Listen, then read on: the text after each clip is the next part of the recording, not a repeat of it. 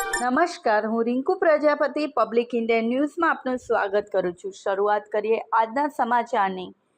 આણંદ જિલ્લાના 27 જેટલા ગામોમાં કાંસ સફાઈની કામગીરી યુદ્ધના ધોરણે હાથ ધરાઈ। સમગ્ર આણંદ જિલ્લામાં ભારે વરસાદની પરિસ્થિતિમાં કેટલાક સ્થળોએ વરસાદી પાણી ભરાઈ રહેવાની સમસ્યા સર્જાઈ છે, ત્યારે જિલ્લાવાસીઓને વધુ તકલીફ વેઠવી ન પડે તે હેતુથી જિલ્લા કલેક્ટર પ્રવીણ ચૌધરીની સૂચના અન્વયે જિલ્લાના વિવિધ ગામોમાં ભરાયેલા પાણીના નિકાલ માટે યુદ્ધના ધોરણે કામગીરી હાથ ધરાઈ છે। ભરાયેલા પાણીના નિકાલ માટે ખાસ કરીને આણંદ જિલ્લામાંથી પસાર થતા કાંસની સફાઈ અગ્રતા ધોરણે કરાઈ રહી છે।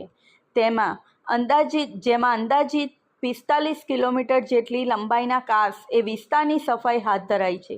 જિલ્લાના 27 જેટલા ગામોમાં હાથ ધરવામાં આવેલ આ કાંસની આ સફાઈના કાર્યમાં 6 હિટાચી મશીન, 30 જેટલા JCB મશીન, 15 જેટલા ટ્રેક્ટરને માનવબળ દ્વારા આ કામગીરી હાથ ધરાઈ રહી છે।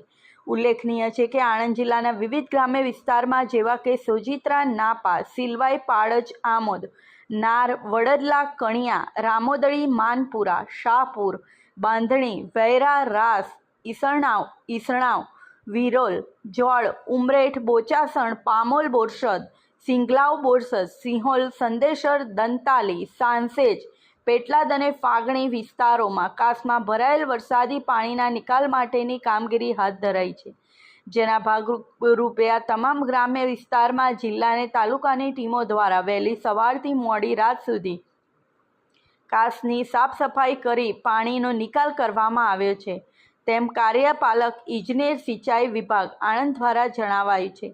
આ સાથે આજના સમાચારને અહીં સમાપ્ત કરીએ છીએ।